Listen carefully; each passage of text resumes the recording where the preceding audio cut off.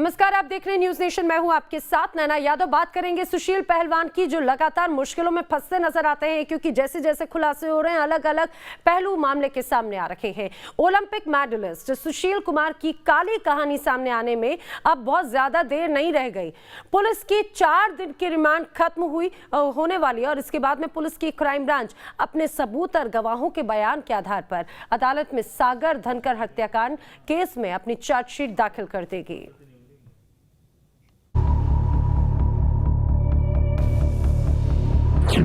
सुशील के कर्मों का द एंड। सारे राज सामने आने वाले हैं। रिमांड खत्म होने में बस कुछ वक्त बाकी। पुलिस ने जुटा लिए हैं कई अहम सुराग। जिस तरह घड़ी की सुइयां अपना सफर तय कर रही हैं, बिल्कुल वैसे ही इस समय सुशील की सच्चाई सामने आने के लिए सफर तय कर रही है। सलाखों के पीछे भले ही ये नामचीन पहलवान आंसू बहाए, भले ही पुलिस के सवालों के जवाब देते समय वो बेहोशी का नाटक करे, भले ही सब कुछ भूलने का स्वांग रचे, लेकिन बस कुछ ही वक्त बाकी है जब सुशील की काली करने की सारी कहानी एक एक कर सामने आने वाली है।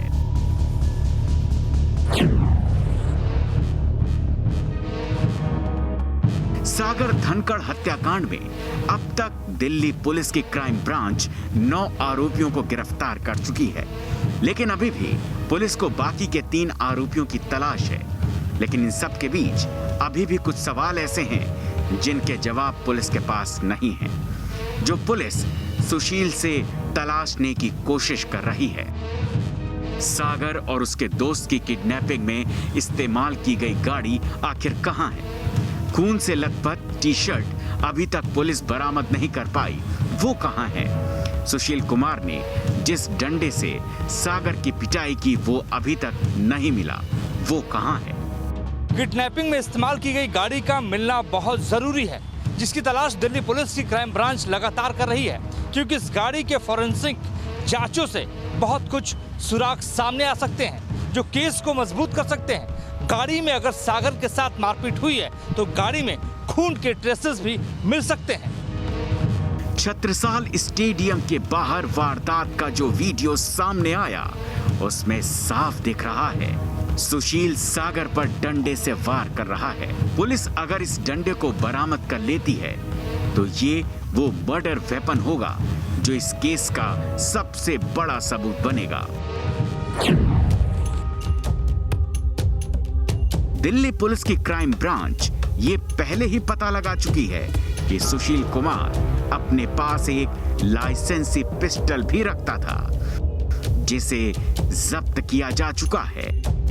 जांच जारी है, लेकिन सबसे बड़ा सवाल तो ये है कि इतने नामचीन पहलवान को ऐसा क्या डर था कि उसे अपने साथ पिस्टल रखने की जरूरत होती थी, या फिर सुशील गैंगस्टर वाली सोच रखता था जिसके लिए उसे पिस्टल के सहारे की जरूरत थी। जिस लॉरेंस बिश्नोई की कोर्ट में पेशी को लेकर लगाई गई सुरक्षा के इंतजाम की तस्वीरें वायरल हुई, उसी लॉरेंस को अब दिल्ली लाया जा रहा है। बताया जा रहा है कि सुशील के इस गैंगस्टर से संबंध थे, इसलिए अब पुलिस दोनों को आमने सामने बैठाकर पूछताछ करने वाली है, जिससे सुशील के सारे काले कारनामों को सामने लाया जा सकेगा।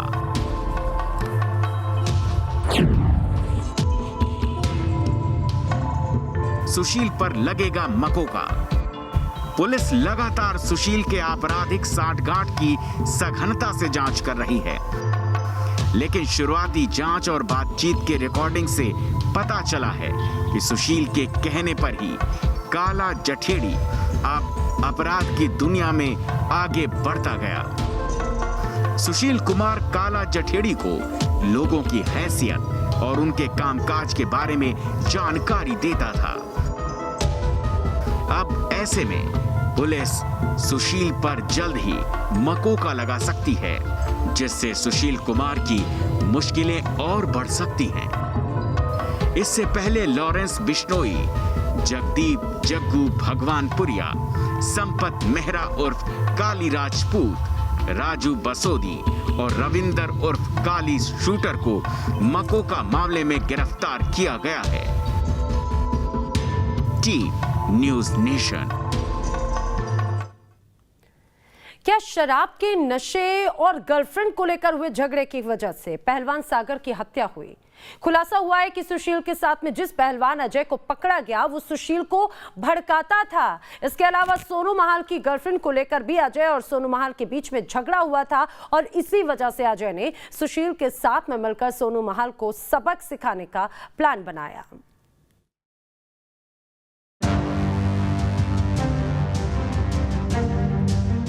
फिर सुशील पुलिस रिमांड पर भेजा गया और अब सुशील का दोस्त ही सुशील के लिए काल बन गया।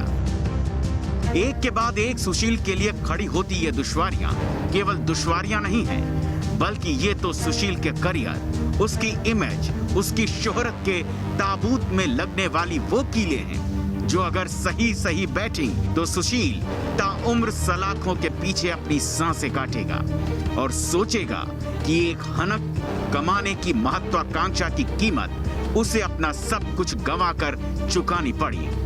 खैर, बात करते हैं सुशील की अब सबसे बड़ी दुश्वारी की, जिसका नाम है प्रिंस।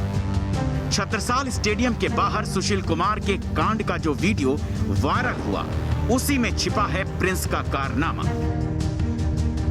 बताया गया कि प्रिंस सुशील कुमार का दोस्त है। हत्याकांड के दिन प्रिंस भी मौजूद था। प्रिंस की आंखों के सामने हुई थी वारदात। प्रिंस दिल्ली पुलिस के गिरफ्त में है। प्रिंस का पूरा नाम प्रिंस दलाल है।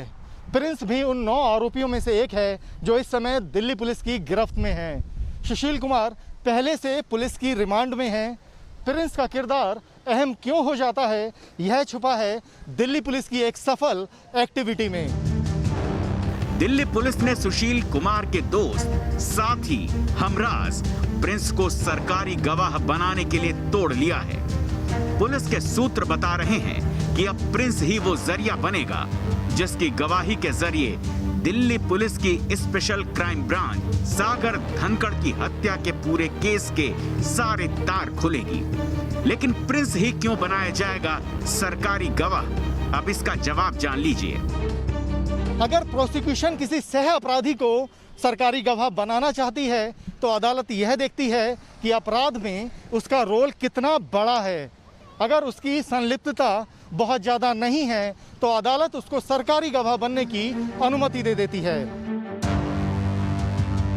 यानी ये तो तय है कि प्रिंस वारदात में शामिल तो था, लेकिन उसका गुनाह संगीन नहीं है।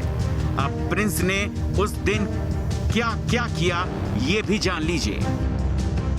वारदात में प्रिंस ने ही मारपीट का वीडियो बनाया था। वीडियो बनाने के लिए सुशील ने ही प्रिंस को कहा था। मारपीट का ये वीडियो पुलिस ने जब्त किया था। यानी एक बार फिर सुशील किस्मत की टर्फ पर अपने दोस्त के हाथों ही बाउट में नॉकआउट हो गए हैं। प्रिंस का सरकारी गवाह बनने के लिए राजी होना उसके अंतरात्मा की आवाज है। कानून का डर है या फिर कुछ और, ये तो प्रिंस जाने। लेकिन कानून उसे एक क्षमा याचना का अधिकारी जरूर मानेगा और सीआरपीसी की धारा 306 के तहत वायदा माफ गवाह को अदालत स्वविवेक के आधार पर सजा से छूट भी दे सकती है। छत्रसाल स्टेडियम को सुशील अपनी जागीर समझने लगा था, इसीलिए कुश्ती के सर्किट में अपने हनक की बादशाहत मनवाने के लिए सुशील ने प्रिंस से मोबाइल से वीडियो बनाने के लिए कहा था। लेकिन अब इलेक्ट्रॉनिक डिवाइस का यही सबूत सुशील के गले का फंदा बन गया है। 18 दिन की फरारी काटने के बाद सुशील पुलिस की गिरफ्त में आया था। ऐसे में अब जब प्रिंस सुशील के गुनाहों की गुत्थी खोलेगा तो दो राय नहीं कि सुशील के और भी जरायम से जुड़े काले कारनामे दुनिया की नजरों के सामने होंगे। Team news nation. दरअसल सुशील के काले कारनामे दुनिया के सामने होंगे, ऐसा हम इसीलिए कह रहे हैं क्योंकि इस पूरे मामले को लेकर एक वीडियो पहले ही सामने था।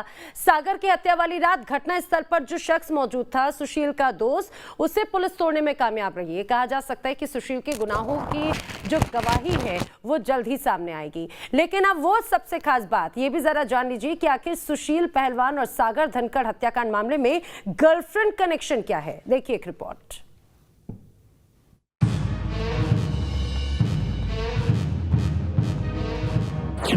क्या दोस्त की गर्लफ्रेंड के चक्कर में सुशील ने की हत्या? क्या एक लड़की के इर्द गिर्द रची गई हत्याकांड की वारदात? क्या सोनू अजय की दुश्मनी सुशील पर पड़ गई भारी? दिल्ली के छत्रसाल स्टेडियम में सागर धनखड़ के हत्याकांड में जो नया खुलासा हो रहा है वो सन्न करने वाला है, क्योंकि इस केस में अब एंट्री हो गई है एक लड़की की, एक गर्लफ्रेंड की और एक दुश्मनी की अदावत की। सूत्रों के मुताबिक सोनू महाल की गर्लफ्रेंड को लेकर अजय से झगड़ा हुआ था।